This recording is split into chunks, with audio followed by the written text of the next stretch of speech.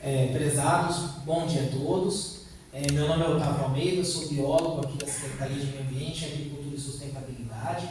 É uma honra iniciar essa audiência pública que versa sobre o Horto Municipal, que é um equipamento público do município de extrema importância para a cidade. Historicamente contribuiu muito com a sociedade ribeirão-pretana. E nesse contexto, gostaria de dar as boas-vindas a todos os senhores e senhoras. Alexandre, nosso responsável aqui do Bosque Zoológico de Setas, aos representantes do CONDEMA e das associações AEARP, Pau Brasil, o chefe de seção do Horto, Sr. Juliano, Josué, também servidor do Horto Municipal, e representando hoje o Sindicato dos Servidores Municipais de Ribeirão Preto, e o nosso estimado professor Dr. Elias Vieira, diretor, hoje subsecretário de Planejamento Ambiental.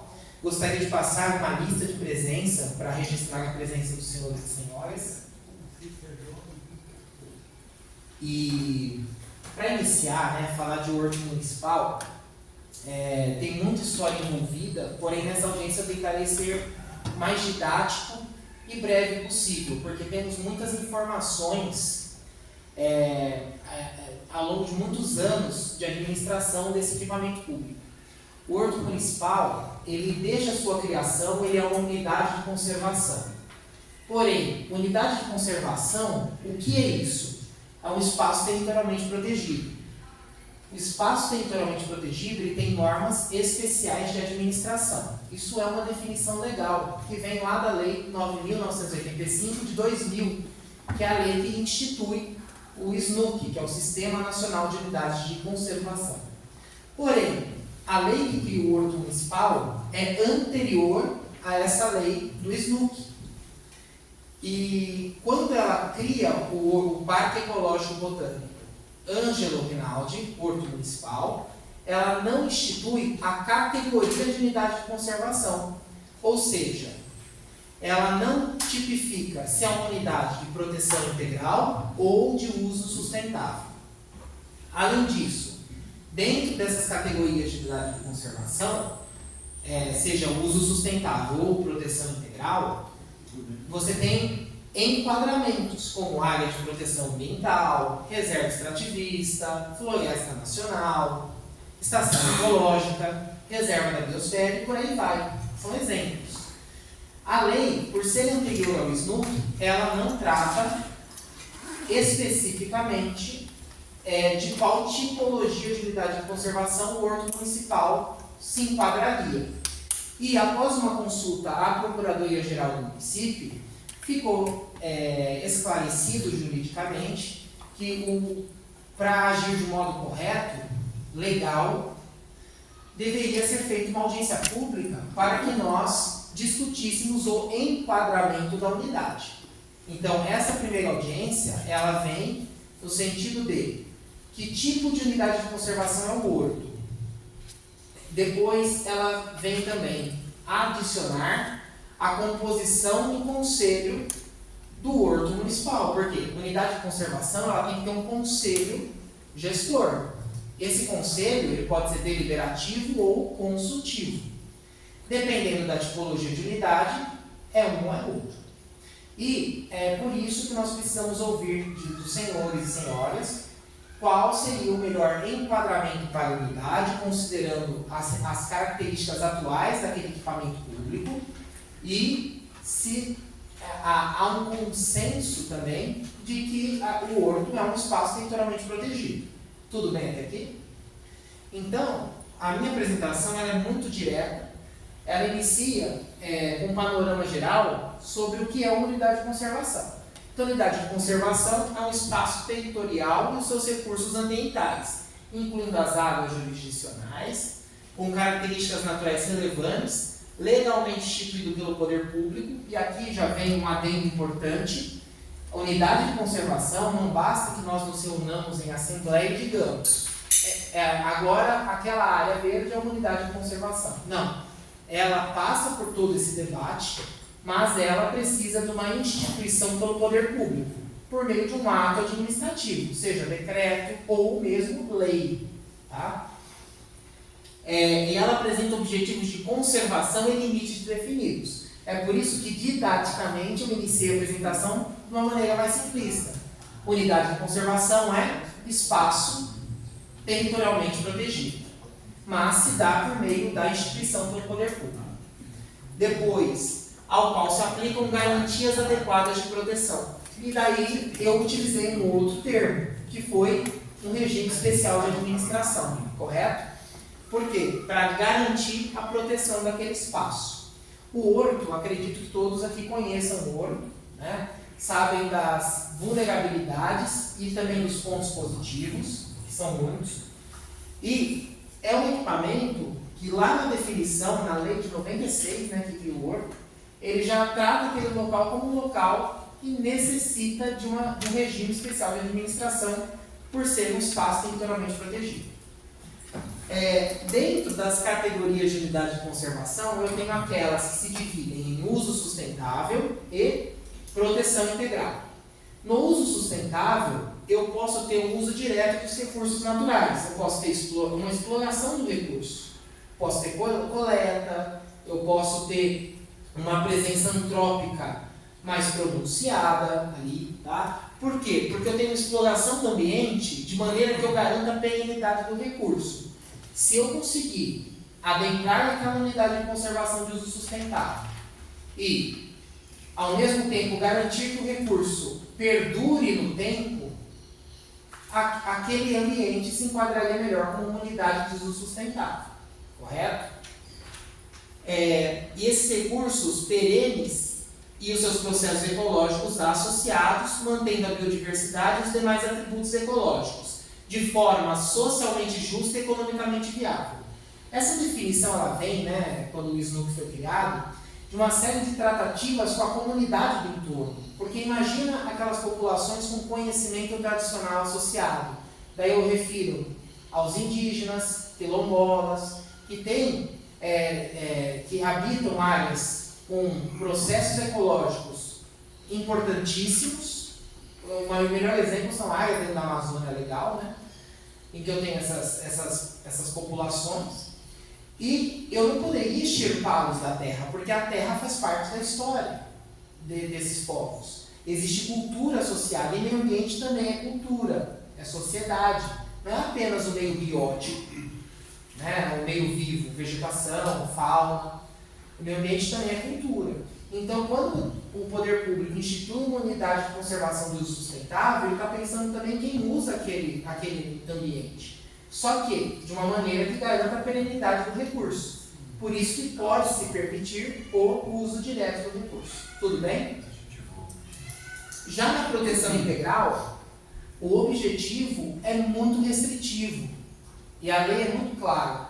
O uso aqui do recurso ele é indireto. Não se pode ter coleta, exceto para pesquisa científica. Tá? Não se pode ter uma intervenção antrópica, porque é proteção integral. Então, a integralidade envolve a manutenção, é algo que tende à intocabilidade em alguns casos. Tá? Então, a ideia é manter os ecossistemas livres de alterações causadas por interferência humana, admitindo apenas o uso indireto dos seus atributos naturais. E eu gostaria de citar aqui como exemplo de unidade de conservação de proteção integral, enquadrada como estação ecológica, a Mata de Santa Teresa. Ali, os senhores percebam qual é o uso permitido. Educação ambiental, você pode adentrar, só que com supervisão, fazer uma interpretação ambiental, dar uma aula para alunos de graduação ou a nível escolar, na escola básica. Você pode fazer uma intervenção no ambiente para restauração de ecossistemas degradados e pesquisa científica. São os 3 usos preconizados na unidade. Então vejam que a ideia ali tende à intocabilidade. Por quê? Provavelmente, nessas áreas, você tem remanescentes de vegetação que garantem a perpetuação de serviços ecossistêmicos importantes, como provisão, por exemplo, ou regulação, e ali qualquer disrupção daquele equilíbrio dinâmico a nível de ecossistema poderá ocasionar uma perda muito grande a nível ecológico. Tá? É diferente das unidades de uso sustentável que consideram a interface humana naquela região. certo? O que determina esse regime especial de administração das unidades de conservação? É um documento técnico oficial chamado Plano de Manejo. O Plano de Manejo, embora ele seja definido de acordo com a Lei 9.985 de 2000, que é a Lei Ipri-Snoop, como um documento técnico, ele tem uma leve influência política, assim. É impossível dissociar a política nesse caso. Por quê? Essa audiência pública ela é política. A política, que eu digo, não é uma política parlamentar, mas uma política de ouvir aqueles que são diretamente afetados pela instauração da unidade de conservação. Por quê? À medida que o poder público instaura uma unidade de conservação, aqueles que habitam o seu entorno submetem-se automaticamente, tacitamente, a regras especiais de administração. Então, tem que, no plano de manejo, considerar a sociedade que é diretamente afetada pela instauração da unidade. Então, o plano de manejo, ele é um documento que ele esbanja legalidade. Ele esbanja, ele não tem legalidade, ele esbanja. Né? Por quê? Porque ele ouve. É um local de acolhimento social e é um local que, eu digo assim em sentido figurado, obviamente, mas é um local que tudo que está tecido, escrito, registrado no plano passou por amplo debate público, como esse que nós estamos fazendo hoje, certo? Tanto é que quando nós começarmos a falar de plano de manejo para essa unidade, nós fazemos audiências também para discutir, tá? Então, esse documento técnico, ele se fundamenta nos objetivos gerais da unidade de conservação. No caso do Horto Municipal, dentre os objetivos, que lá se encontra a preservação do meio ambiente, encontra-se também a produção de mudas, a oleicultura, a piscicultura. Então vejam, ali é uma área que tem um uso direto claramente demarcado, né? Por isso que nessa audiência se discute também a tipologia de unidade de conservação. Proteção integral caberia nesse caso, sendo dos objetivos da unidade de conservação desde a sua instauração em 96, envolve o uso direto do recurso. Produzir muda, produzir óleos, criação de peixes. Então, há uma tendência do horto, mesmo tendo sido criado antes da instauração do SNUC, a ser uma unidade de uso sustentável. Né? É isso que eu quero ouvir dos senhores quando eu terminar a apresentação, a opinião de vossas senhorias. E, além do plano de manejo considerar os objetivos da unidade, ele estabelece o zoneamento. E o zoneamento, o que seria isso? São áreas da unidade, mapear essa unidade e avaliar onde ocorrem processos de restauração ecológica, processo de recuperação ambiental, uso intensivo da área, uso extensivo da área, o que é corredor ecológico, o que é zona de amortecimento. Então é um trabalho de croquis. Você tem que referenciar isso. Por quê? Para que nós falemos o que pode e o que não pode na unidade, é necessário zoneá-la. Aqui é para essa atividade, aqui é para essa atividade. Para garantir que todos saibam quais são as regras desse regime especial de administração. Perfeito? E no plano de manejo devem ocorrer normas que presidam o uso da área e o manejo dos recursos, inclusive a implantação das estruturas físicas necessárias à gestão da unidade. Então, peguemos a Mata de Santa Teresa como exemplo, já que a proteção integral é restritiva. Não vamos construir nenhum banheiro na Mata de Santa Teresa porque é área de proteção integral. E como o administrador localizar CA dentro da unidade para poder cumprir o horário, garantir a segurança, fiscalizar? É inviável, então tem que ter uma edificação. Mas onde será essa edificação construída, o plano de manejo preverá, garantindo que não seja uma área de recarga, garantindo que não seja uma área de recuperação ambiental de restauração.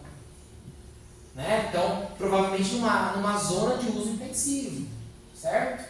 Então, tudo isso o plano prevê. Por isso que nós precisamos dessa discussão pública, muitas vezes acalorada, mas respeitosa, para construir algo junto, já que isso é de toda a sociedade civil. Tá? E essas edificações são necessárias à gestão da unidade. Então o horto, já que tem que produzir muda, o objetivo do horto, segundo a lei, tem que ter viveiro. Se tem viveiro, tem pessoas que trabalham lá, tem que ter banheiros, masculino, feminino, tem que ter uma sala de administração, uma sala de recepção de pessoas, tem que ter um sementário para banco genético de mudas, tudo isso para cumprir sua função social e legal. Por quê? Nós inventamos isso? Não, a lei determinou isso em 96. Né? Então, o plano de manejo, quando eu falo que ele goza de irrestrita legalidade, é por conta disso. Só que para garantir a legalidade, ele passa pela discricionalidade, que é como nós enxergamos isso, para aquele momento. Vejam, é um documento que ele é lábil também, porque ele se atualiza ao longo do tempo, porque ele não se alige, ele não se exclui da necessidade social. Então, nós vamos começar a ver o meio ambiente sempre como uma interface entre homem e meio biótico. É impossível dissociá-lo disso. Aquelas imagens, o homem segurando a terra. Não, o homem está dentro da terra e não segura a terra. É impossível isso. E dentre as etapas de elaboração de um plano de manejo, eu só queria dar essas pequenas pílulas, só a nível didático, para que nós construamos essa audiência.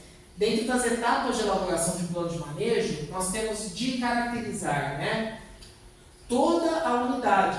Primeiro, organizar e planejar. O horto ele já foi organizado e planejado. Comunidade de conservação, isso está determinado. Ele já tem edificações ali. E ele tem alguns problemas sociais envolvidos. Eu até vou me corrigir aqui. Não sei um problema, são questões sociais. Tá? Desculpem, que ao vivo a gente confunde. E dentro da caracterização, eu tenho que caracterizar o meio biótico, o meio físico, que é relevo, clima, solo, e o meio social. Hoje no horto nós temos ali núcleos de ocupação, cujas residências, cujas edificações são em alvenaria, em sua maioria, e nós temos 115 famílias ali, ocupando aquela área. Até mais, mas no relatório oficial que eu tenho são 115. Viu? Então, assim, a situação do horto, ela também tem que olhar a questão fundiária, porque uma unidade de conservação do seu plano de manejo, ela tem que ter bem clara como está a questão fundiária da unidade. Sem observar a questão fundiária, não há regularização da unidade e não há zoneamento. Porque como que eu zoneio algo que virtualmente existe, mas realmente não existe? Então, tem que espelhar a situação real da unidade. Por isso que a discussão da situação fundiária é importantíssima no horto. Independente de juízo de valor, se está certo ou errado. Mas é uma situação que tem que ser apreciada com muita cautela para não cometer uma injustiça também social das pessoas que ali residem. Tá? E depois dessa caracterização biológica, física e social, existe o planejamento integrado, que é o zoneamento, que são as zonas que eu vos expliquei, e os programas de gestão. Esses programas de gestão, eles prevêem combate a incêndios, plano de recuperação de áreas degradadas, programas de educação ambiental, o plano de produção de mudas, o plano de oleicultura, o plano de produção de hortaliças, o plano de produção de peixes, que é a piscicultura ou frutos do mar de modo geral. Tudo isso para garantir a executabilidade daquilo que a lei prevê para o horto municipal. Então é importantíssima essa discussão. Tá? E depois entra a etapa 4, que seria a aprovação do CONSEMA, quando é a nível estadual. Aqui, no caso, essa aprovação é por um órgão, no caso do nosso, seria o CONDEMA. Só que isso não consta em lei. E esse modelo de criação de plano de manejo é o que o Estado de São Paulo usa. A Prefeitura ela tem discricionalidade suficiente para ter o próprio modelo de como fazer um plano de manejo. Essa aprovação pelo CONDEMA, às vezes, tem que se discutir se ela é necessária ou não. Porque se já passou por tantas audiências, já tem um conselho lidando com isso, passar por outro talvez atrase o processo, ou não. Então isso é algo que tem que ser discutido. Eu não tenho a resposta para isso, tudo bem? Mas é algo que nós podemos construir para garantir aí um colegiado e garantir a legalidade do mundo. E depois entra a implementação do plano de manejo. A implementação, ela ocorre como? Tem que ter dotação orçamentária. Então tem que prever tudo aquilo em dotação, dos programas após aprovado o plano, tem que ter um prazo para isso, seja regimental, ou por termo de ajuste, alguma coisa assim. E ao longo do tempo, desse primeiro ano, avaliar como esses programas estão. Então, tem que ter indicadores para isso, para justamente aprender com os erros. É impossível o sistema ser perfeito. Então, a retroalimentação, que é a tentativa do resultado, acompanhada de um bom indicador, garante com que nós possamos avaliar as condutas ali do plano. E se o plano está realmente satisfazendo quem? Os objetivos da unidade. Tudo no plano de manejo volta para o objetivo da unidade. Não é algo que eu acho. Não. O plano de manejo é de acordo com o objetivo. Porque se nós não tivermos uma objetividade, o plano de manejo não tem voz. Porque não tem métrica, não tem estética. Tá? E por fim, né, o plano de manejo é revisado. Geralmente o plano de manejo ele é revisado a cada 5 anos. Então cria-se um grupo de trabalho, faz a juntada de documentos, os estudos, apresenta para o conselho gestor do plano, e o conselho, geralmente consultivo, emite um parecer, convoca uma audiência para explicar modificações no plano e aprova ou rechaça mediante o diálogo estabelecido com os participantes, no caso, os senhores que aqui estão. Tudo bem? Então, isso seria basicamente o que se faz no plano de manejo. Entenderam por que é difícil precisar do cronograma? Porque às vezes nas audiências muda o entendimento e a gente tem que adequar. Não é um processo fácil. Eu brinco que estabelecer comunidade de conservação é fácil, implementar na prática é difícil. Tem muitas ações envolvidas no processo. E aqui o que nós, quando eu falo nós, né, um sujeito oculto ali, a prefeitura está fazendo. Né? Nós temos esses processos aqui, e esse primeiro ele instaura o Conselho Consultivo Integrado. Desse processo, desculpem, veio essa audiência pública. Porque quando foi feita uma minuta de portaria, de decreto para criar o conselho dessa unidade de conservação, porque eu repito, sem conselho não se faz o plano de manejo, tem que ter um conselho. Quando foi criada, foi para a Procuradoria, e o procurador muito bem lembrou-nos que tem que passar por uma audiência pública, justamente para poder haver adequação ao Sistema Nacional de Unidade de Conservação. Tá? Então, essa audiência nasce desse processo. Daí, abrimos um outro processo que é para discutir justamente a audiência. Qual é a tipologia de unidade de conservação? É uso sustentável ou proteção integral?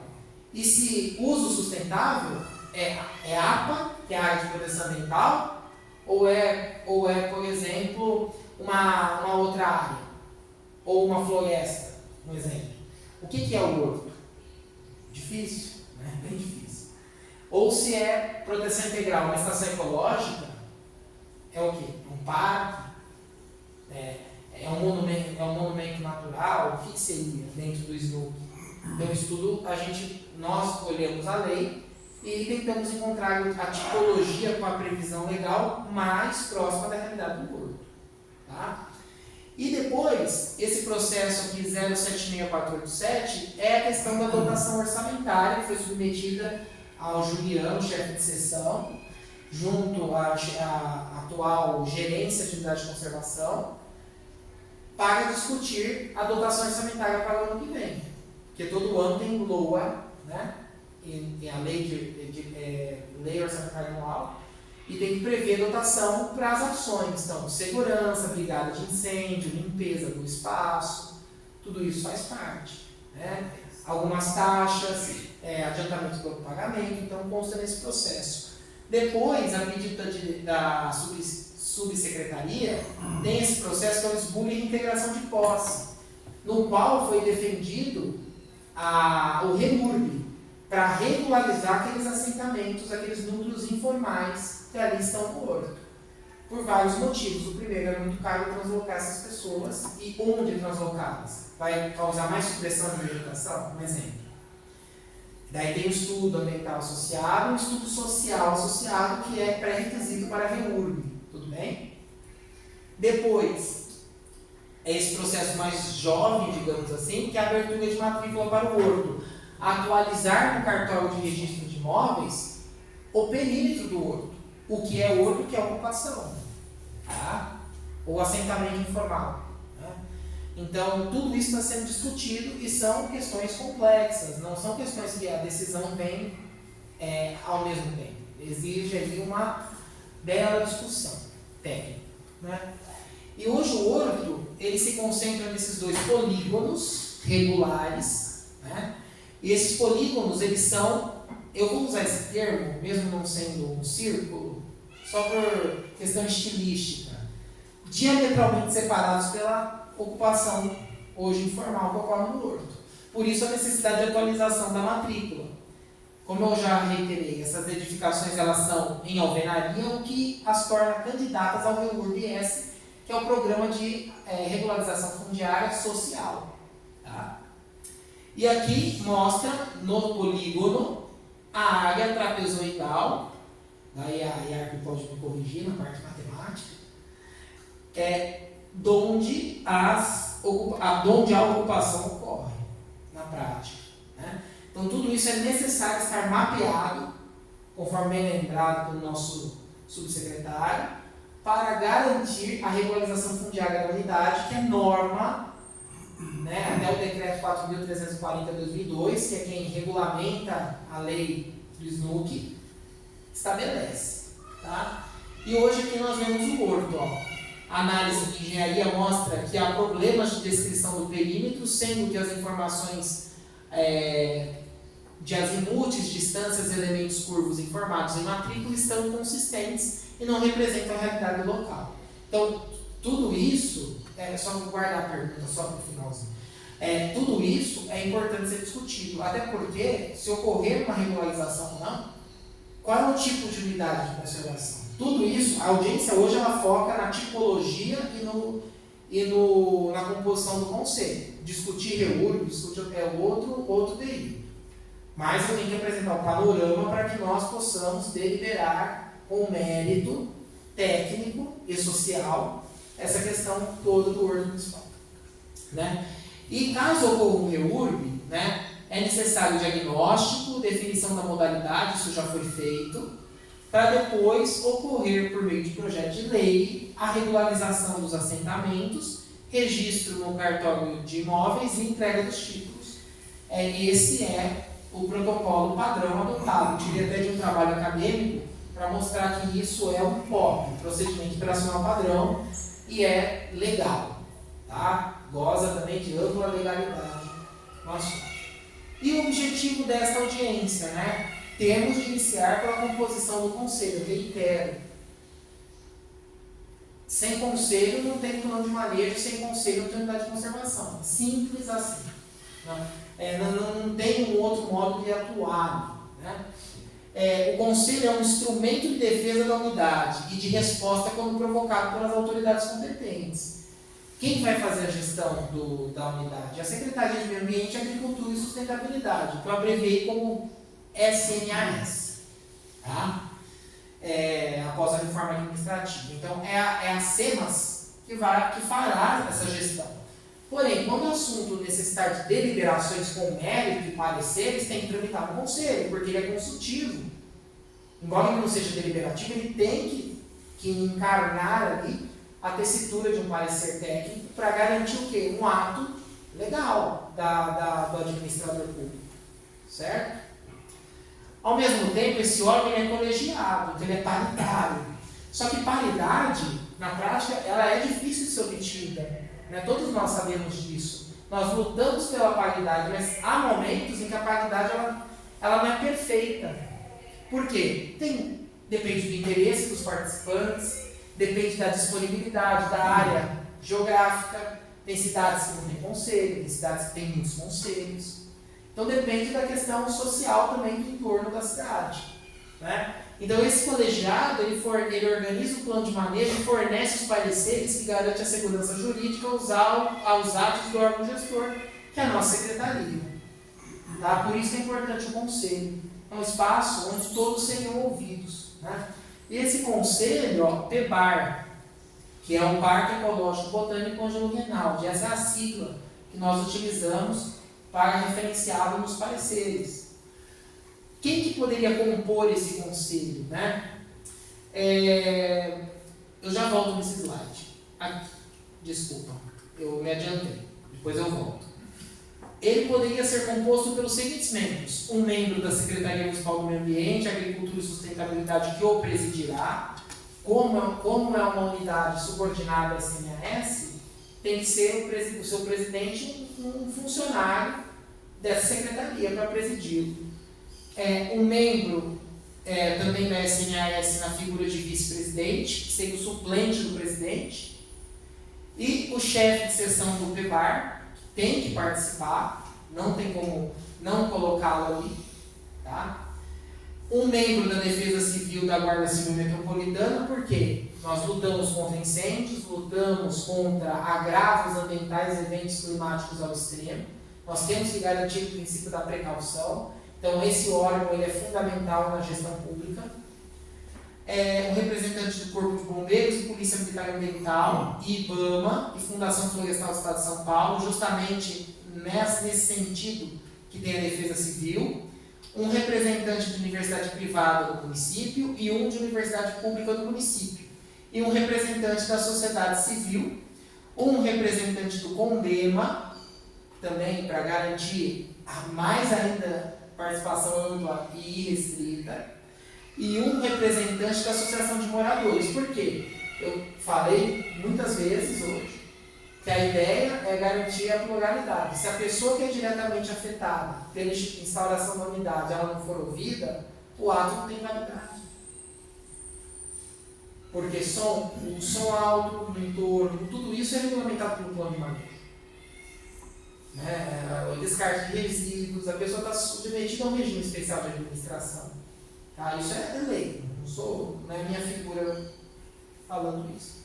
Tá? E voltando aqui, o que o PEBAR tem de especial como unidade de conservação? A Lei Complementar 618 de 96 o estabelece como unidade de conservação. E, por ser um espaço territorialmente protegido, ele tem assegurado a sua preservação obrigatória. Até tecnicamente o termo preservação aqui é um termo que na biologia não se enquadraria do modo correto.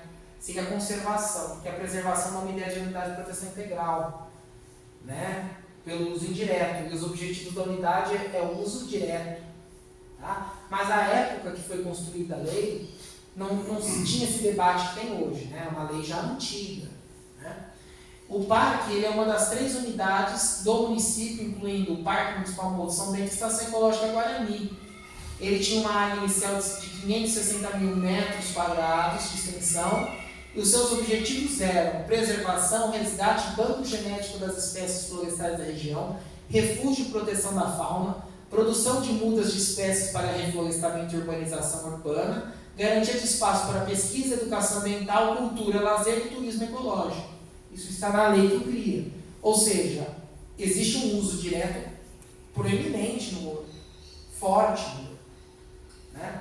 Então, o que se defende na audiência? Que o enquadramento da unidade deve ser a APA, Área de Proteção Ambiental, dentro da categoria uso sustentável, justamente pelo uso direto do recurso, que já é previsto nos seus objetivos. E a definição da lei do SNUC para a APA é uma área geral extensa, e o ouro é bem grande, né? Com um certo grau de ocupação humana, por isso a questão do REURB ser tão importante. Se for regularizado, permite-se ali uma ocupação humana até certo ponto, desde que não se recrudesça mais a área. Dotada de atributos abióticos, bióticos, estéticos ou culturais especialmente importantes para a qualidade de vida e o bem-estar das populações humanas. E tem como objetivos básicos proteger a diversidade biológica, disciplinar o processo de ocupação e assegurar a sustentabilidade do uso dos recursos naturais. É o que coaduna mais próximo da definição original dos objetivos do horto, que é o que nós encontramos em legislação, certo? Então, senhores, com base nos textos publicados no site da Prefeitura, com base na apresentação, gostaria de abrir para questionamentos dos senhores. Mas antes, doutor Elias, professor, o senhor gostaria de falar algumas palavras? Não, só agradecer a presença em nome do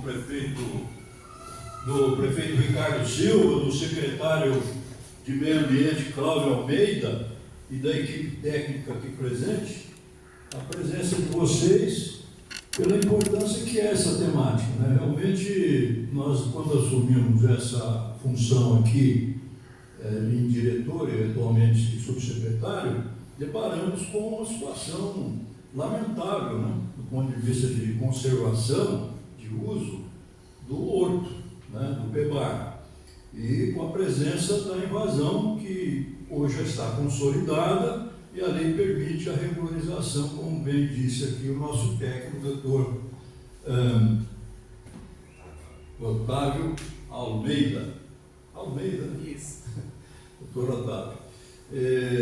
Então, hoje ali, se não for adotadas as medidas para a proteção do local, a regularização fundiária para segregar essa comunidade do remanescente que ficará, né? E aí sim, esse remanescente, ele deve ser precedido de uma série de cuidados, inclusive cercamento, vigilância, implantação de serviços internos com mão de obra por concurso público ou terceirizado, né? De zeladoria, de vigilância mesmo, né? De repente câmeras de segurança, enfim. E o uso, a destinação mais adequada do que lá, aqueles que conhecem sabem que o nosso PEBAR, ele oferece potencialmente uma série de recursos, não só de flora e fauna, como também para o usufruto de lazer e até atividades educativas, socioeducativas e tal. Um lugar maravilhoso.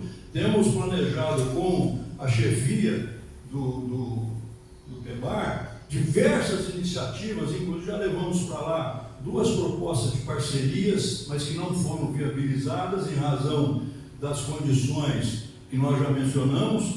Então nós esperamos que com essa audiência pública, a contribuição de vocês e também da parte virtual, né, que poderá se manifestar e deverá se manifestar, passar a ter um PEBAR realmente ocupado pela população, com as atividades todas que estão na lei, né? E que a gente realmente tenha ali um recurso aproveitável, porque a região, por incrível que pareça, é uma contradição tremenda, né? Ao mesmo tempo que é uma região cercada de vulnerabilidades sociais, econômicas e tal, a poucos metros, pode-se dizer assim, nós temos uma maior concentração, talvez, de escritórios e empresas que decidem o PIB da cidade, né? Então, quer dizer, morar ali é um grande privilégio. Muitas pessoas com condições econômicas especiais não moram num lugar tão aprazível, tão qualificado como é o PEBAR, desde que ele seja realmente colocado nas condições que a lei previu e que essa audiência vai determinar também, e que está com os argumentos todos feitos aqui tecnicamente, que aquilo seja realmente uma APA, né? Porque não tem outra forma de manejar aquilo que não seja no formato de APA, né, doutor? Muito obrigado. Obrigado, professor doutor Elias. Gostaria de iniciar os questionamentos pelo senhor Josué, servidor, representando o sindicato, que levantou a mão aqui no momento. Eu vou falar sem microfone da gravação. Desculpa. Eu vou falar Tem que ficar documentado, por favor. Eu sou igual você, eu tenho vergonha. Não, a voz é alta já. Bom dia a todos, né? Primeiramente, eu gostaria, só uma questãozinha que eu queria fazer, um slide que você apontou ali, o da área que você colocou da invasão. Aqui? Aqui. Tem 3. Essa daí. Ó, aqui o polígono. Isso. Depois aponta para mim ali. Esse bico branco ali, ó, da parte ali, ó, não. Lá do outro lado. Aqui? Não, mais em cima. Em cima da onde você... Próximo. Aqui, ó. Essa parte aqui, ó. Das árvores aqui, ó. Esse bico, ele já não existe mais, tá? Já foi invadido. Também já está construído casas de alvenaria, que agora foi, ainda mais quando se está discutindo o plano de manejo nosso, parece que eles já se inteiraram do plano de manejo, então se constrói mais agora só de tijolo, laje e tudo. Então eles não fazem mais barracos. Já começa, já faz tudo. Casas, mesmo de 10 metros de comprimento. Então já está invadido lá também. E uma outra coisa que eu queria questionar, essa área invadida, ela não faz parte do parque. Ela não é parte do parque. Tem um bico ali, é uma praça. Essa parte invadida aí é a segunda via da avenida. Entendeu? A outra parte aqui de cima aqui, ó, ela é cedida o Cruzeiro. Do Esporte Clube lá do Você Cruzeiro. pode apontar onde está invadido, de fato, então? Não. Toda essa área aqui, ó, essa área aqui atrás do campo e esse pedaço aqui que foi invadido agora, que está construído, faz parte do Cruzeiro, não é do parque. Foi cedido. Essa parte toda aqui esse bico aqui é uma praça, uma área de praça. Para cá é a via, a continuação dessa avenida aqui, ó, da Avenida dos Andradas. Então ela não faz parte do parque. Ela está dentro da matrícula. Está dentro da matrícula do horto. Mas ela não é parque mais. Ela aqui é da avenida que eles invadiram e aqui é do Cruzeiro. Essas áreas aqui, ó. O Cruzeiro daqui para baixo é cedido para o Cruzeiro. Então, inclusive a gente não conseguiu ter a matrícula, mas agora essa parte do viveiro, se eu não me engano, já tem uma matrícula própria. Sim, são duas matrículas. Isso, foi lembrar, tá? Não, só queria falar outra coisa. A questão de que você colocou no começo, inicialmente, de produção de peixe, essas coisas, o horto produzia isso. Quando eu fui para o horto, ele produzia peixe, ele produzia mel, ele produzia plantas fitoterápicas, plantas medicinais, árvores de arborização urbana, de reflorestamento, ele produzia coelho. Então, a gente produzia tudo isso. O grande problema nosso foi o descaso do poder público que foi abandonando a gente lá. Então, nós somos abandonados lá há quase 40 anos, vamos dizer assim. Eu tenho 40 anos de prefeitura, vamos colocar 30 anos de abandono. Então, foi descaso do poder público lá e nunca o poder público foi lá. Acho que o prefeito, de quando eu estou lá, nenhum prefeito foi no horto. Não, foi sim. Foi sim. O João Gilberto Sampaio uma vez, eu lembro que foi lá. Eu acho que o Palácio esteve lá também. O que eu me lembro foi o João Gilberto Sampaio. O João Gilberto Sampaio foi lá. Quando do viveiro de mudas, né? Sim, quando ele inaugurou o viveiro. Então, nós cumprimos a lei de quando foi feito. E a todo custo, hoje a gente tem o quê? 5 funcionários, nós tínhamos 60. Aposentou, morreu, não foi reposto. E não foi falta de pedido não, tá? Então, nós cumprimos a lei, o horto cumpria a lei, só faltava fazer o plano seu, era só fazer o papel, só fazer o documento. O resto a gente cumpria. Tá? Muito obrigado. Só gostaria de registrar rapidamente que a avaliação de engenharia que foi feita nessas plantas é em relação ao que constava na matrícula no cartório de registro de imóveis. Então, talvez, por essas áreas que você se referiu, Josué, elas tenham sido cedidas, né? Não sei se foi transferida a posse, o domínio, né? Por isso que não se alterou. Mas tudo isso está em tramitação também para garantir esse zoneamento, saber os limites, né? Nós estamos aguardando agora a análise topográfica, que foi encaminhada até pelo subsecretário para a Secretaria de Obras Públicas, para que seja feito o levantamento planaltimétrico e as delimitações. As diretrizes viárias da avenida estava tudo certinho antes de ser invadido, né? Perfeito. Mas obrigado pela contribuição. Vou passar para o subsecretário. Só um esclarecimento, nós abrimos um processo recentemente, contemplando todas as necessidades de melhorias do PEBAR, né, que nós já mencionamos aqui.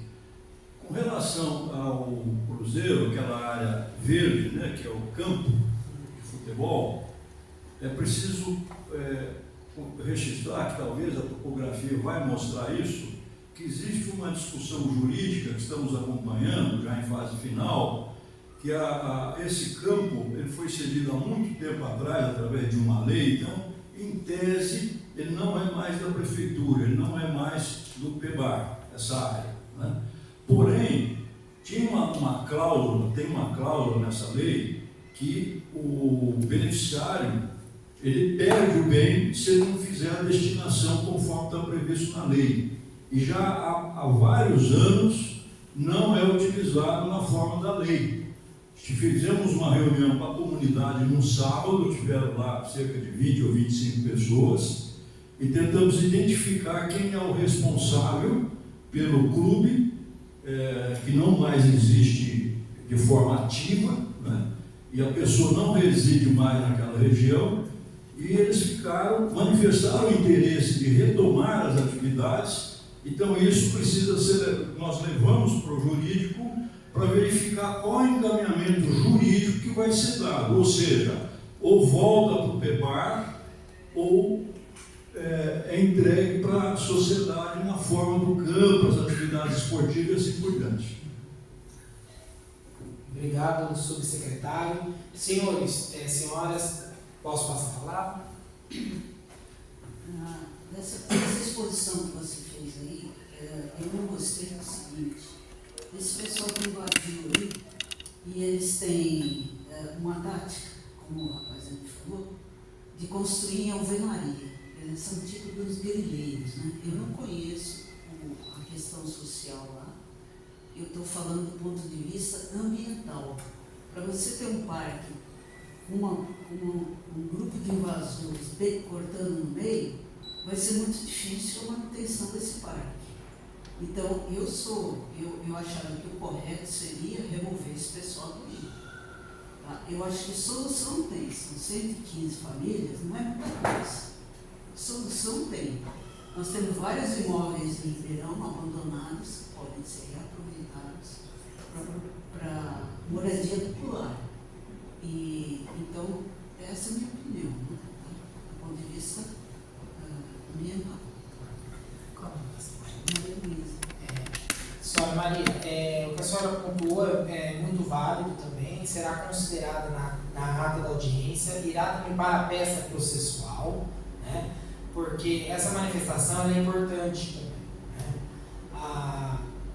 Tudo é o que eu disse desde o começo. Quem decidirá isso são as autoridades superiores. Nós técnicos encaminhamos as peças com base nos pareceres dos textos legais. É nessa audiência, essa abordagem, pegar uma audiência só para isso também, durante a audiência do zoneamento do plano de manejo. Tá? Daí ali a gente vai retomar essa questão do REURB, ou talvez fazer uma audiência só sobre esse REURB. Eu tenho que avaliar junto com o subsecretário quais as decisões superiores que serão tomadas para direcionar essa peça do processo, né?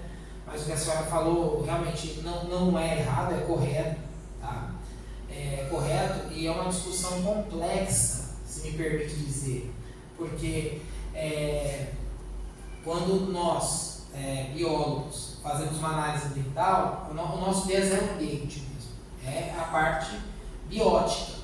Porém, como técnico, com a parte legal, a parte jurídica, existe uma grande discussão sobre o direito à moradia e o direito ao meio ambiente ecologicamente equilibrado, bem de uso comum, essencial à sadia, essencial à saúde e à qualidade de vida, que é o artigo 625. Então nós temos dois direitos que se conflitam. O direito ao meio ambiente ecologicamente equilibrado e o direito à moradia digna. Então, quando existe esse imbróglio jurídico, fica muito difícil qualquer decisão, seja ela apenas de cunho ambiental ou apenas de cunho social. Eu pelo amor de Deus, não estou defendendo nenhuma nem outra.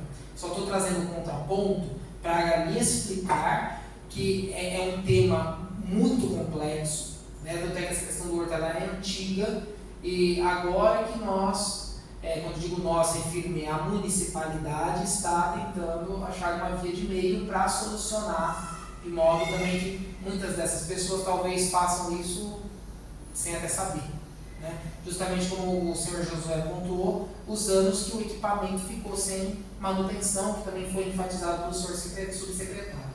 Tudo bem? Mas o que a senhora falou constará em ata e também será considerado nas análises técnicas a posteriori, naqueles processos que eu mostrei aqui na apresentação, inclusive o processo do qual se referiu o subsecretário, é esse processo 037-701, que fala do esbulho e integração de posse da Vila do Cruzeiro, que já passou pela Procuradoria, passou por parecer técnico, social e ambiental. Então, vejam, o Horto Municipal, esse ano, é até uma brincadeira para deixar o clima mais leve, ele consumiu muito da nossa hora de trabalho, não, subsecretário.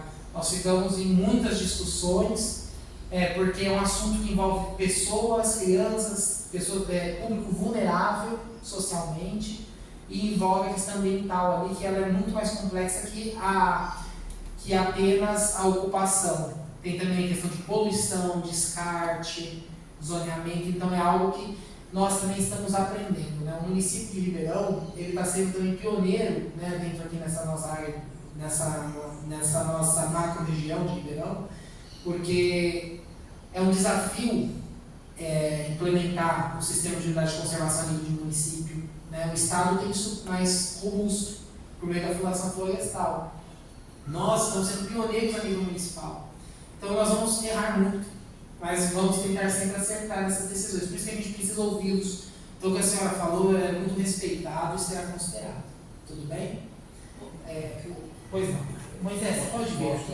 Eu vou pedir um favor aos senhores para vir aqui, só para registrar depois na ata, me ajuda, tá bom? Pode voltar naquele anterior que estava na imagem de satélite. Bom dia a todos. Esse da satélite, então o anterior que estava antes. Desculpa. Aquele que eu Sim. Bom dia a todos, parabéns, doutor Otávio, pela apresentação, né? Ao subsecretário também, um agradecimento ao professor Elias pelo zelo e pela consideração que ele está tendo com o Horto, né? Aqui está o Juliano, o Josué. Sempre que eu vou ao Horto Municipal, né, vem essa questão do que ele era realmente, né? Como o Josué falou, mais de 60 funcionários, uma grande área produtora de recursos e uma área bastante funcional, assim, do ponto de vista ecológico e social, né? Claro que hoje ele passa por um momento de instabilidade, mas ele está vivo. Eu costumo falar, olhando pelo lado positivo, ele está vivo. Como espaços aqui no Boston, eu dou exemplo aqui do Boston. Aqui teve espaços que estavam totalmente inutilizados, como esse que nós estamos aqui agora, o Centro de Apoio à Educação Ambiental, que foram revitalizados. Então o Horto precisa de uma revitalização, né? E ele não está em abandono no momento, porque a própria presença do professor Elias lá, e ele é uma liderança da Secretaria do Meio Ambiente, já demonstra que o Horto está sendo, né, zelado, né, de alguma forma, né? Existe essa intenção. Então eu vejo um olhar assim, esperançoso de que o Horto seja revitalizado, que ele volte a crescer. Lógico que os tempos passados é difícil recuperar tudo que ele era, mas que ele volte a crescer novamente. E o que eu acho bom é que ele está vivo. Isso que eu acho importante, né? E a minha questão, eu sou professor, meu nome é Moisés, deixa eu me apresentar, meu nome é Moisés, eu sou professor da rede municipal e eu estou coordenando os trabalhos de educação ambiental da Secretaria de Educação. Todas as mudas que a gente planta nas escolas, elas vêm do Horto Municipal, ou seja, o Horto tem uma importância enorme para as escolas do município de Ribeirão Preto, enorme. Todas as mudas que a gente planta e todas as mudas que no futuro a gente quer plantar, elas vêm do Horto Municipal. Então, eu costumo dizer assim, se a gente tem as crianças, os alunos, né, e tem as mudas, a gente consegue fazer trabalhos fantásticos nas escolas. Então, o Horto, eu gostaria de ressaltar essa importância que o Horto tem. A comunidade que ali vive, que é uma ocupação informal, ela pode ser formalizada. Ali é uma ocupação informal, como o Dr. Otávio bem disse, é um direito das pessoas, é um direito à moradia que as pessoas têm, e ela pode ser formalizada. Né? Ali estão alunos da rede municipal de educação, ali estão pais de alunos da rede municipal de educação, avós de alunos, ou seja, são nossos alunos que estão morando ali. Né? Então, assim, esse olhar que o Otávio comentou, que a gente precisa ter um olhar ambiental e social. Isso eu gostaria de ressaltar que é muito importante, a gente não desmembrar. E é uma sugestão, eu fiquei pensando, não sei se isso já foi pensado, com certeza já foi pensado. Como já tem essa divisão geográfica, que a própria comunidade já delimitou uma divisão ali, por que não uma sugestão, assim, uma ideia? A região mais ali onde está as mudas ali, ser uma área de maior uso coletivo, de maior uso, continuar sendo um parque, porque eu vejo muitas pessoas caminharem ali naquela rotatória, as pessoas fazem seus exercícios e caminham naquela rotatória que tem ali perto. Né? Ali não é um local adequado, ali é uma rotatória. Né? Quem sabe ali ser um parque realmente que a população que ali mora pode usar como parque ecológico para seu uso, né? Para lazer, para caminhada, para passar momentos ali importantes da comunidade. E a região mais ali, a maior área, essa sim ser uma área de proteção ambiental. Talvez uma misto, né? Nenhum nem outro, mas talvez as duas coisas, não sei se é possível. Aí precisa ver se é possível, né? Mas aí teria uma área de uso mais intensificado, incluindo ali o campo, e tem até uma trilha lá, já tem uma trilha lá, pronta. Né? E uma área de proteção ambiental mais intensificada também na outra parte, com uma divisória que já existe e que, né, seria respeitado do ponto de vista social. Viu? Obrigado, doutor Moisés. Gostaria também de ressaltar, se o subsecretário permitir, nós, ao longo do estudo ambiental para a viabilidade desse possível reurb, foi também determinada uma compensação ambiental, foi condicionada. Né? Nós técnicos, nós sugerimos, a administração acata, ou não, dependendo da função. Foi condicionado também a uma compensação robusta da instituição de uma outra unidade de conservação proporcional ao tamanho ali. Porque não é que exista conflito ambiental entre dois direitos essenciais indisponíveis, que é o meio ambiente e a moradia, que um ultrajará o outro. Daí também não se tem justiça ambiental. Não adianta ter justiça social sem justiça ambiental. Então, o ideal seria uma compensação pelo estabelecimento de uma outra unidade de conservação, porém de proteção integral, para garantir a perenidade do que foi retirado daqui. Então, assim, o instrumento de compensação ele vem associado a essa condicionante. Então, senhora Maria, a administração vai ter que avaliar tudo isso antes de fazer um reurb. Não é tão simples, certo? E como o doutor Moisés pontuou, é importante, essa questão dessa zona onde está o viveiro e onde está a administração do horto, se é de uso intensivo, onde as pessoas caminhem mais, usem diretamente o recurso, é o mais ideal mesmo, considerando a nossa experiência com unidade de conservação. Porque já está entropizado. E talvez, eu sempre utilizaria talvez, seria, porque ainda não é o momento dessa discussão. Essa área aqui seria uma área já de que é impossível o adentramento de pessoas aqui, justamente para manter o quê? Os processos ecológicos da área, que é também um dos objetivos do horto. Doutor Moisés, quer comentar mais alguma coisa? Desculpa. Sim, tá ótimo. É isso? Obrigado. Mais alguém? Só um minutinho. Bem, primeiro, bom dia. Eu sou o Luiz Gonzaga Fenório, sou um dos membros do CONDEMA, represento também a Associação de Engenharia, Arquitetura e Agronomia de Ribeirão Preto. Bom, eu quero iniciar cumprimentando você pela rica apresentação e na pessoa do subsecretário, parabéns pela coragem de enfrentar um problema histórico de Ribeirão Preto. Parabéns. É um problema sério e que precisa ser enfrentado com habilidade técnica, humana, sem esquecer esses valores que você colocou. Eu achei importante você já trazer a listagem dos membros do Conselho, não é? Apenas gostaria aqui de fazer uma outra sugestão, que para que haja uma boa democracia com relação aos membros do Conselho, que não apenas um representante de escola universitária particular seja participante, mas que seja dada a oportunidade a todas as escolas superiores instaladas no município a ter um membro participante. Então, você vai ter lá um representante da USP e um representante das demais universidades, porque isso vai enriquecer o grupo seguramente. Bom, eu queria aqui já fazer uma sugestão bastante prática, subsecretário, que a partir de hoje já fosse efetivado um modelo de gestão para que não se permitisse novas invasões.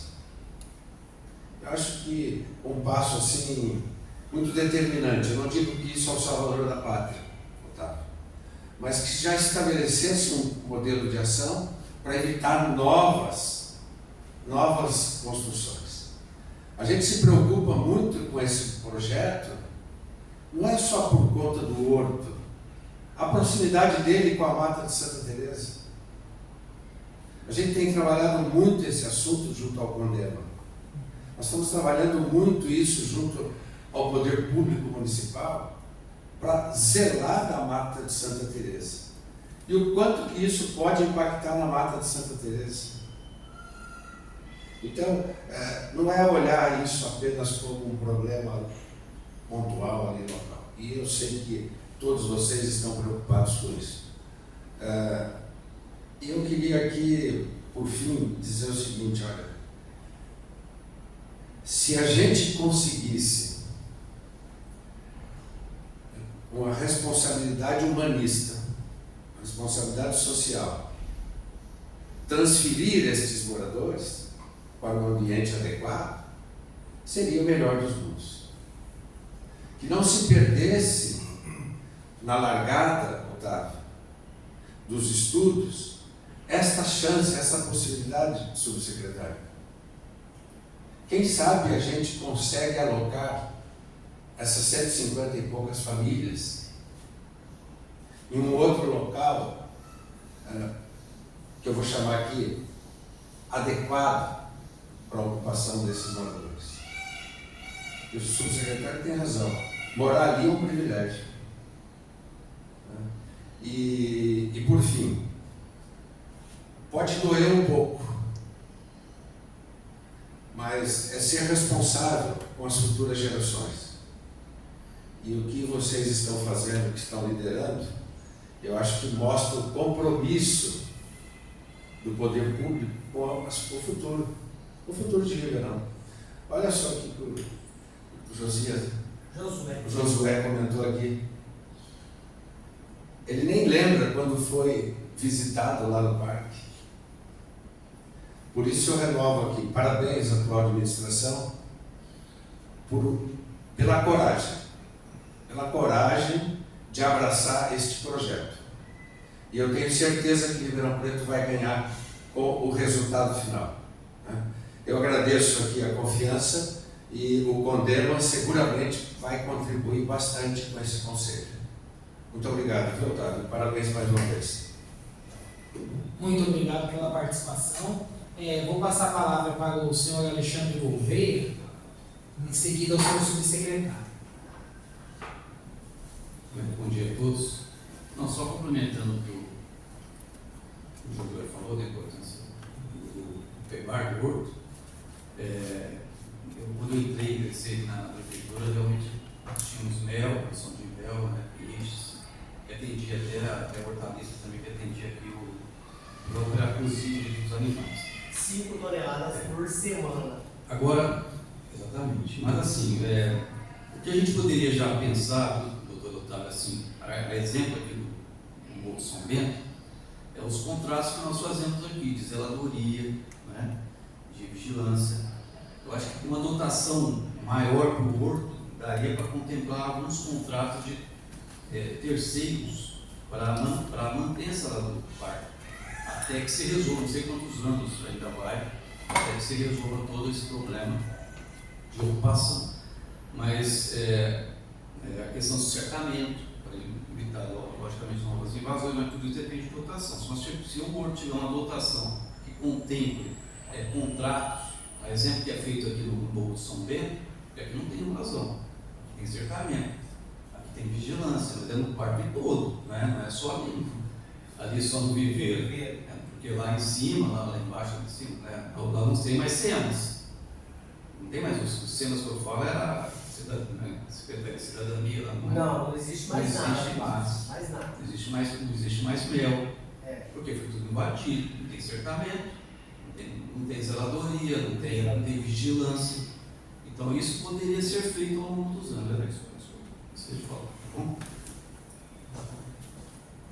Muito obrigado pela participação. Senhor subsecretário, doutor Elias, o senhor gostaria de falar, complementar? Primeiro, agradecer as palavras firmes, claras e objetivas do nosso colega aqui da Estação de Engenharia, do Condema, e ao doutor Otávio, né, que preparou também essa apresentação e pontuou as questões mais atuais. Mas eu queria responder agora para as intervenções aqui do professor Moisés e a do colega Fenório e também do Otávio. Primeiro, está tramitando, como já disse, uma proposta que contempla esses contratos todos, né? O fechamento não só da parte de cima, como da parte de baixo, a parte de zeladoria, que mais, Otávio? Segurança, brigada de incêndio. Então tem um processo tramitando e o Juliano, que é o chefe de seção lá do Horto, o Josué, que tem prestado um grande trabalho no acompanhamento da execução desses processos, aliás, com relação a essas ocupações mais recentes, ele em tempo real notifica, cobra, etc., uma atuação exemplar de ambos os servidores nessa questão. Esse ano eu já fui um monte de vezes lá, eu já perdi a contagem. Fui cobrado hoje, tem uns 10 dias que eu não vou lá por outras ocupações, né? Mas eu amo aquele lugar, né? Tenho defendido como esse lugar aqui também, tenho defendido com unhas e dentes, mas tem um processo em tramitação e eu acredito que vai resolver. Então, aquela sua preocupação de imediatamente impedir novas invasões, essa ação já está sendo feita. Num desses processos que o doutor Otávio mencionou aqui, tem um deles que a gente notificou todas as secretarias envolvidas, Secretaria de Obras, Infraestrutura, Esportes, inclusive para envolver a comunidade, atividades lúdicas e tal, para que a parte da infra, que é levantar a copa das árvores, para dar mais visibilidade interna, o trabalho com as invasoras, né? Enfim, mereceria uma verificação desses processos, né, que são uma meia dúzia de processos, para a gente não se estender muito. Ali vocês vão ver toda essa preocupação e esperemos que em breve a gente tenha um desfecho das decisões superiores e que possa contemplar no próximo orçamento a rubrica para essas questões. Aí sim a gente vai resolver. Na questão do uso, a segregação do uso diferenciado da parte superior, que é lá onde tem o antigo viveiro e o escritório, né, da administração, e a parte de baixo, eu diria para vocês que eu defendo quase que um uso muito parecido, com a diferença das condições físicas, geográficas de cada um serem diferenciadas, aportar determinadas atividades mais intensas ou não. Mas eu não tiraria, como a própria APA prevê, as várias atividades socioambientais que possam ser feitas ali.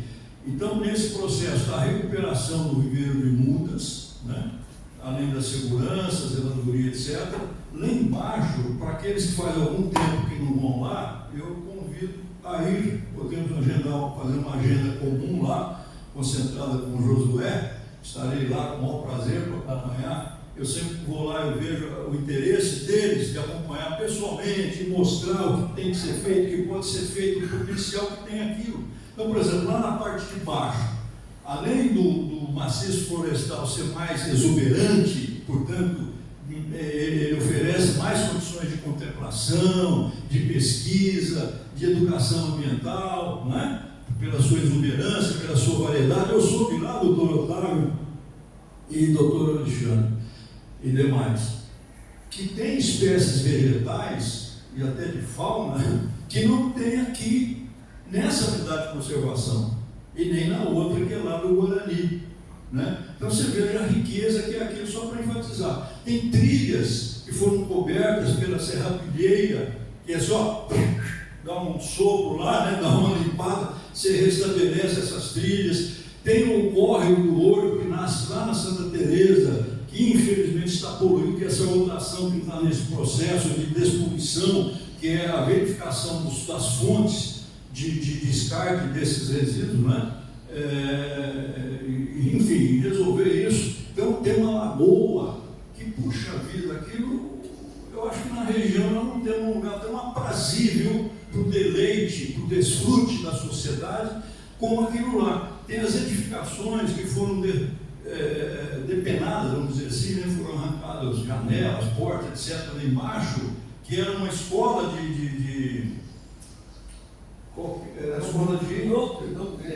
Criança adolescente. Criança adolescente, deve ter lá o quê? Umas 20 salas de aulas, não é isso? Um lugar maravilhoso. Uma quadra que não foi concluída numa gestão aí anterior, né? A quadra está pronta, temos as pilastras que receberiam o telhado, parou ali, não é? Aí levou embora o telhado. Já tinha o telhado. Não dava para colocar, não colocou, levou embora. Pois é. E tem lá onde funcionava a sede do escoteiro. Olha que coisa maravilhosa você resgatar isso e colocar em funcionamento, chamar essa meninada que é afim ao escoteirismo, que fala, né? Ao escoteirismo, que é uma coisa tão importante na formação das pessoas, né, professor Moisés, né? Então veja, gente, eu defendo, encerrando, que o uso seja igual, ou seja, vai variar a intensidade com a proposta. Então, ali em cima, por exemplo, nós já temos 2 projetos que não foram viabilizados para as deficiências que estão lá, que um era com o SENAC, que era horticultura orgânica, junto com reuso de água, energia solar, etc., né, para a educação das pessoas, né? Um outro com o Instituto Federal, que seria de agrofloresta. Uma outra ideia que é usar uma parte para aquele bike, como é que chama? Park bike. É um nome em inglês lá, que você leva, você para velocípede de crianças menores e adolescentes para o uso do espaço, aquele que você pump track, né? Que muitas prefeituras usam por aí afora, né? Então há essa ideia, e tem um projetinho para isso, né? E como o Moisés falou, o professor Moisés, usar a parte de cima para a caminhada, para trazer esse público lá da rotatória e tantos outros da região, para usar aquela parte de cima e de repente a parte de baixo também. Então, eu vejo que o potencial é tão grande que não dá para a gente separar um e deixar o outro sem a sociedade usar. Eu acho que ali, até pelo entorno que tem, é necessário que a gente integre a sociedade. E nessa pesquisa que fizemos, nessa reunião do sábado, com 20 e poucas pessoas da comunidade que ocupa aquele espaço, eles alegaram, primeiro, eles nem sabiam que eles poderiam usar aquela área para fins lúdicos, para fins socioambientais, as crianças, né? Até uma área para soltar pipa, etc. Fizeram várias propostas de reutilização e adaptação do campo de futebol, por exemplo, né?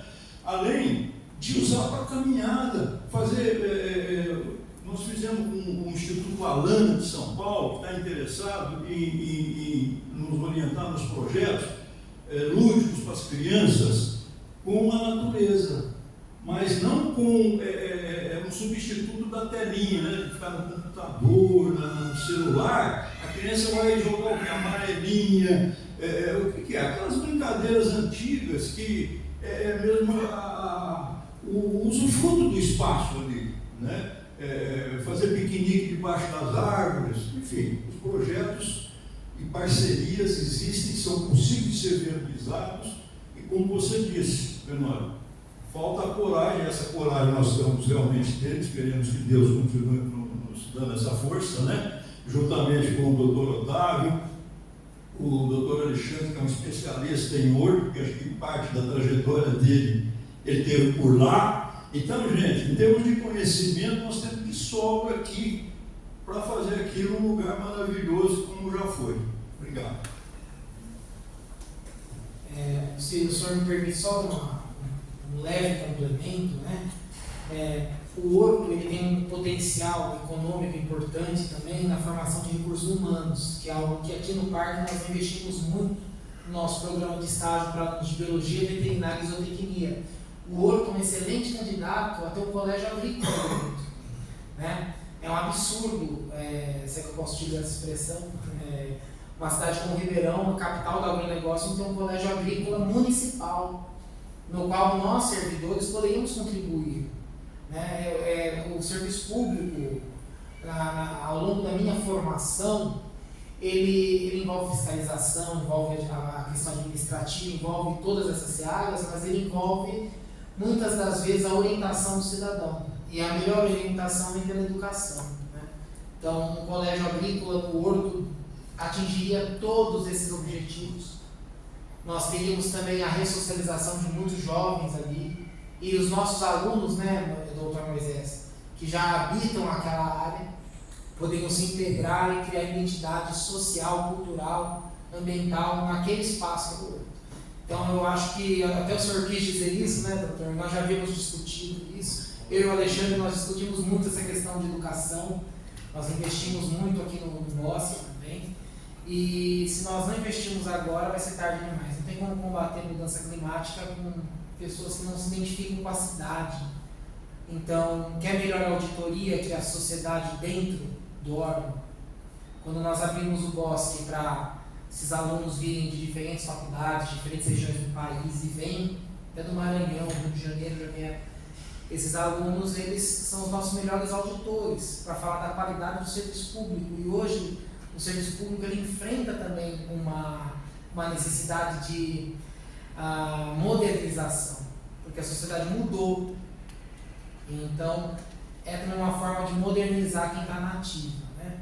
Eu queria só fazer uma pergunta, além do professor Vinícius, mais alguém gostaria de falar em seguida? Porque eu passarei para votação, só para registrar em ata, tá bom? Eu queria só falar só depois não, sim, pode ser. O senhor pode vir aqui, professor, por favor? Opa. Bom dia a todos. Bom dia a todos. Eu sou Alexandre, tudo bem? Tudo bem? É um prazer estar aqui com vocês. Eu sou professor da rede municipal, mas eu estou aqui hoje como município. E eu tive o prazer de trabalhar no horto quando o horto ainda era enorme, né? Era uma área, essa área toda do Jardim Progresso lá em cima era o horto. Era nas Casas Bahia. Até lá nas Casas Bahia. Lá do outro lado. E tinha outro lado da pista aí. E tinha produção agrícola do que lá na época? Milho, Soja. A soja que abastecia a vaca mecânica. Ia para a vaca mecânica para fazer Fazer o o leite leite. de soja, né?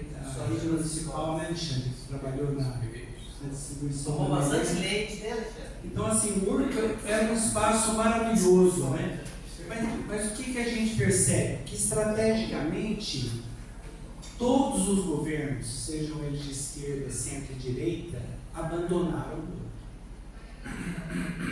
O último investimento que eu me lembro assim, que foi considerável lá foi do Unibanco Ecologia para fazer o viveiro de mudas naquela área lá, para milhares de mudas, né? Eu nem me lembro na época se era acima do campo aqui, eram 3 patamares, que um já foi também ocupado pela população. Só tem 2 lá agora. Só tem 2. O primeirão lá em cima foi foi já Foi ocupado. ocupado Aí também. ficou o nosso ali, debaixo que era o barracão do viveiro. Ali tá a marca do barracão do viveiro ainda, né? O escritório antigo. Então, assim, não me lembro se era para 400, 600 mil mudas por ano. Eu me lembro dos 2 patamares de baixo cheio, operando, funcionando, isso em final de 96. E aí a primeira atitude que acontece, o 3º patamar foi arado por um chefe do horto que passou por lá. Em vez de roçar o patamar, ele desceu o arado e arou toda a tubulação novinha que estava enterrada. Começa ali. E nessa sequência, antes disso, final de 96, acho que foi a invasão do horto, né? O pessoal que ocupou o Jardim do Progresso. E se deixou, não se tomou atitude nenhuma. Então tem um descaso muito grande, politicamente falando, estrategicamente. Ribeirão é a capital do agronegócio e não vai ter área rural logo mais, dado tanto de loteamento e tudo que está já pelo Condema, a gente acompanha, né? Eu fui conselheiro há muitos anos, a gente percebe que o município inteiro vai ser urbanizado. Está loteado. Roma, que é a cidade eterna, 2.500 anos aí, mais ou menos, tem área rural. Ribeirão não vai ter mais. Aí eu ouvi de um técnico assim, não, mas essa função vai caber os municípios da região metropolitana. Legal. Mas e a fauna? E a flora do município? Então, assim, nós não temos um plano de fauna.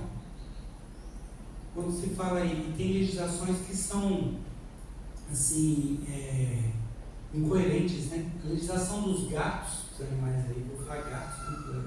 Gato, cachorro e tudo mais, protege os animais. Você não pode mexer com o animal que está naquela região. Está dentro de uma escola e as crianças correm até o risco de serem, assim, sofrer uma mordida de um animal desse, tá? E não tem plano de fauna.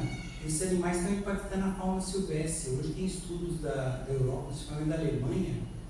Um caso na Alemanha tinha um passarinho que estava em risco de extinção pelo impacto dos gatos soltos.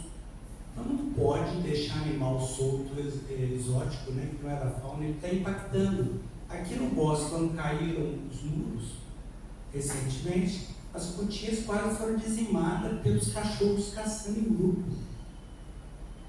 Então, assim, vocês falaram de fauna do horto, né? Mas a gente está numa situação, realmente tem que preservar essas áreas que ainda restam, né? Porque o que sobrou do horto hoje? 10%? Não, 10%. Então, assim, é uma atitude deliberada do poder público e dos políticos. Ninguém atentou para o horto. Abandonado, realmente, de uma maneira. Agora, como é que o município como Ribeirão fica com falar que tem viveiro de muda? Não tem mais viveiro de muda, tem um depósito de mudas que chegam de terceiros. Aquilo não é um viveiro. Infelizmente, eu trabalhei por 40 dias no horto, na instalação do viveiro novo, por exemplo, de ecologia. Então, você olha aquilo e é um porte muito pequeno para o padrão de Ribeirão Preto. Uma cidade desse tamanho tem um viveiro daquele. A quantidade de mudas, a gente já percebeu que elas não atendem a demanda. Por exemplo, o Plano Municipal de Arborização Urbana que eu participei, mais um contrato que nós soltamos pela educação de plantio de 5.000, 7.000 mudas anos, a atual estrutura não dá conta, nem de longe. Então falta investimentos. E ter seriedade, né? Ribeirão não tem mais um viveiro de mudas, não tem um jardim botânico, que ia ser lá no horto, essa área aqui. Eu me lembro que foi plantada para pensar no jardim botânico, né? Essa área aqui. Escolher as espécies, fizeram trabalhos técnicos da secretaria. E está lá abandonada, né, no certo sentido. Sem segurança, assim, não. Então, assim, Ribeirão não tem mais um viveiro, não tem um jardim botânico, não tem um observatório astronômico, que Franca tem, Araraquara tem, São Carlos tem, Campinas tem. Mas aquela questão de cidade rica culturalmente, sobre o agronegócio, né? Salva aí a Sinhá Junqueira, que deixou uma fortuna para se investir em cultura, biblioteca Sinhá Junqueira e outras atividades. não se investe mais nessa área, ninguém acredita no meio ambiente, o meio ambiente está levando muito. O aquecimento global não existe, viu, Otávio? Isso é para poucas pessoas, né? É uma questão aí, você irônico aqui, né? Então, assim, a ciência está jogada às traças, né? Você vê, hoje a situação é caótica, né? Então, o Ribeirão precisa realmente tomar uma atitude, né, séria e criar um novo horto. Porque esse local aqui, ali não tem mais condições. Vai virar um parque, vai virar alguma situação outra, mas falta um viveiro de mudas novo, com funcionários públicos também, né, contratar gente. Quantos anos que o horto não contrata ninguém? Quantos funcionários tem no horto hoje? 6. 6. Qual foi o último concurso? 30, 40 anos atrás? Por aí a gente vê que realmente é um abandono estratégico aí, politicamente falando, para acabar com essa questão do que plantar árvore. E para que isso, né, gente? Então, assim, na época da campanha política, há toda uma questão de se falar da educação em primeiro lugar, depois ela começa e a gente percebe que nenhum governo põe realmente em primeiro lugar. E a questão do meio ambiente também, assim, nós temos uma secretaria pequena, uma parcela do orçamento muito pequena. Então não há essa priorização. Então fica aqui o meu protesto em relação à criação do novo horto.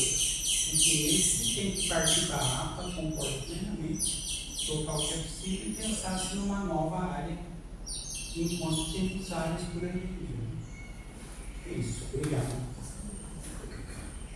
Obrigado, professor. Reiterando a pergunta, mas ninguém na fila, certo? Só um adendinho que sim, desculpa. Eu gostaria de poder colocar assim, mas não vai ter problema. O que ela colocou sobre o remanejamento de 150 pessoas, olha, desculpa, é fácil de fazer, a prefeitura fazer remanejamento, é querer. Mas não é essa a questão que eu queria que todo mundo pensasse. Eu gostaria que todos colocassem a cabeça do seguinte: direitos com o tempo, vocês sempre batem a questão direitos disso, direitos daquilo, direito da não sei o que lá, um monte de direitos. Sim, eu também acho que todo mundo tem direito a uma moradia digna. Uma moradia digna. Tá? 10 moradias dignas aí já fica difícil, né? Porque eu ajudei a desfavelar a Mangueira hoje lá, tá de novo. Eu ajudei a desfavelar a favela da Mangueira.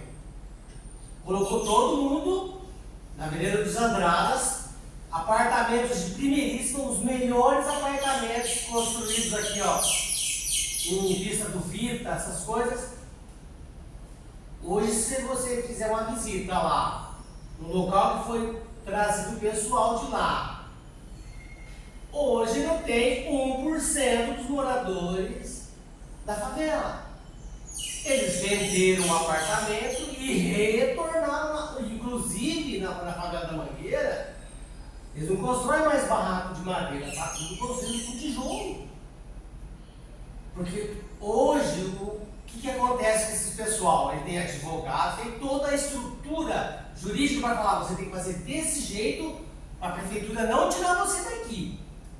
Ou se for tirar, vai te dar um apartamento, você vai lá, pega o apartamento, vende e volta de novo de uma outra área da prefeitura e constrói de tijolo. Então é isso que me pega, é isso que eu fico. Você vê que eu estou me exaltando, é isso que eu fico exaltado e com duro.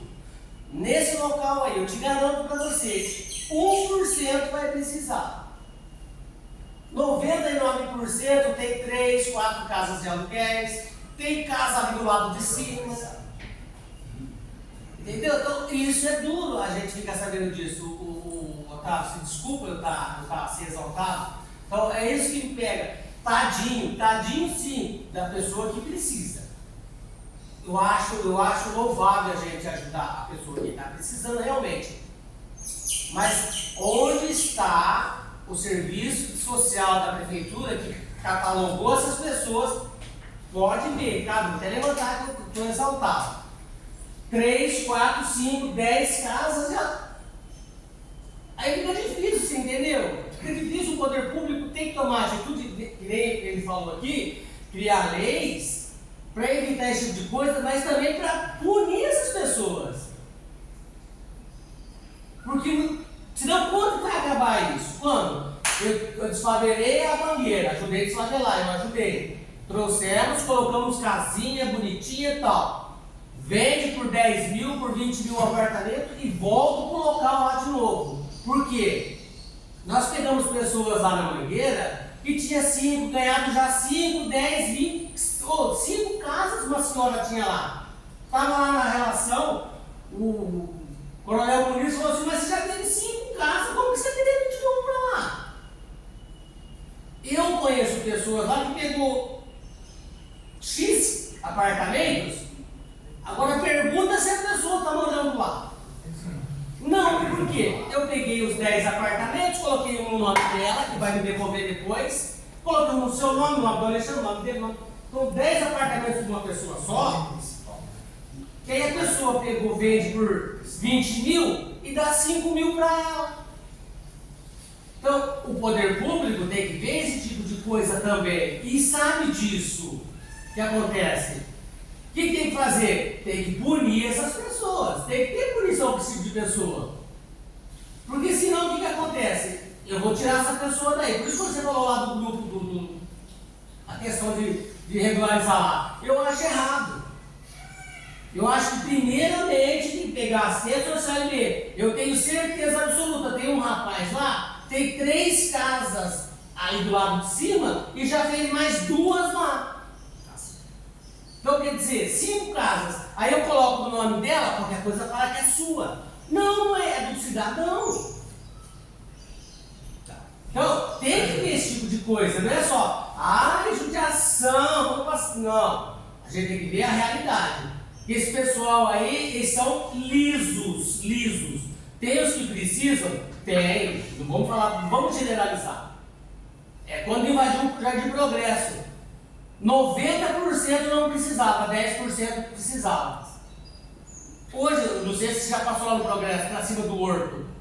Ali, divisa nossa, o tamanho do sobrado que tem lá. Mais acima tem uma puta de uma mansão do cara que tem 5 casas de aluguel na Vila Virgínia e tem a mansão dele ali. Então quer dizer, pelo amor de Deus, né? Então, precisa sim, vamos precisar. Vamos ajudar quem precisa. Concordo. Agora, ajudar quem já tem 5 casas, abusa do poder público. Porque tem uma estrutura montada com advogado, com engenheiro, com arquiteto, com tudo, para poder invadir a área da prefeitura, porque a área do Estado ninguém invade. Porque a prefeitura, por lei, é obrigada a dar moradia, o Estado não. Se entrar no Estado, o pau come no lombo deles, eu já vi. Lá na Experimental, invadindo lá, eu vi a polícia descendo o cacete. Vê se alguém invadiu lá agora. Tá lá. E tem uma ponte que atravessa do outro lado da rua. Vê se alguém atravessa do lado do Estado. Tá registrado então, Josué? Então tem que ver esse tipo de coisa. Eu não quero te cortar. Não, tudo bem.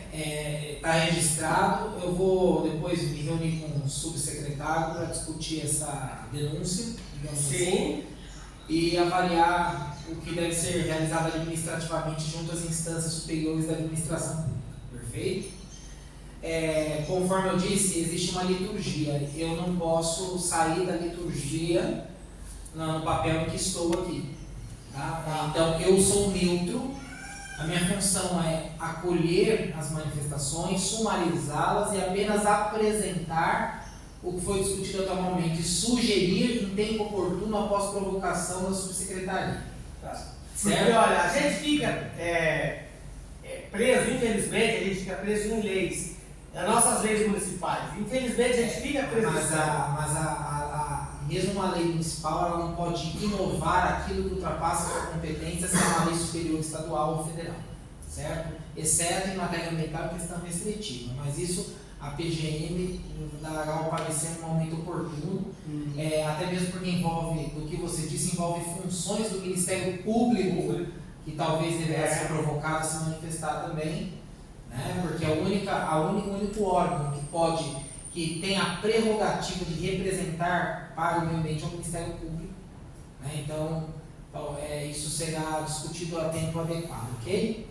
Eu gostaria só por uma questão de finalização da audiência, então, conforme regimento publicado já oficial, eu gostaria só que os senhores, por favor, auxiliassem. Eu farei 2 perguntas. A primeira, há algum óbice em qualquer um dos presentes quanto à tipologia de unidade de conservação ser APA? Agora, em questão afirmativa, peço que levantem a mão apenas para ficar registrado e ir à ata, e isso será apresentado no Ministério Público também. Pedirei à nossa CCS que nos auxilie no registro. Todos concordam que o horto municipal deva ser enquadrado na categoria APA, Área de Proteção Ambiental? Se sim, por favor, levantem as mãos.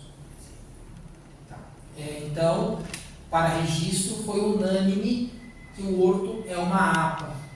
Conforme o senhor Fenólio comentou, cabe um ajuste no decreto que institui a composição para que todas as universidades da cidade participem, digamos, paritariamente. É isso que o senhor postulou? O senhor pode confirmar? É isso mesmo. Que cada universidade tem um representante no conselho. Perfeito. Os demais concordam com a posição do senhor Fenólio? Levantem a mão, se sim, por favor, peço registro.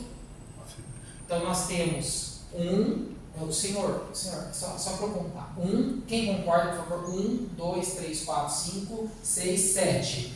Então a maioria concorda, incluindo o senhor 8, desculpe.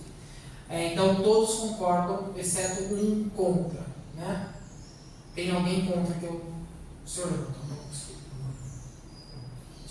Doutor Elias, levantou. Então é unânime também, certo? Entendi corretamente? Então, isso será também levantado. Lembrando apenas que, embora seja feita audiência pública, cabe à administração anuir, né? Isso será levado e o executivo julgará a pertinência ou não, ok? Não o técnico Otávio, mas sim o executivo, governo, Casa Civil e prefeito. Tudo bem? No mais, então, com a vossa anuência, eu queria só fazer uma sugestão, me permita fazer uma sugestão, que para a próxima audiência pública houvesse a preocupação de comunicar à sociedade como um todo com um pouco mais de antecedência. Parece-me que essa a gente foi comunicado muito próximo da realização da mesma. Então, que houvesse essa preocupação de fazer com uma certa antecedência o comunicado junto à sociedade civil da realização da audiência pública, para que, na verdade, mais pessoas se organizem, se programem e possam contribuir com o tempo. Será isso?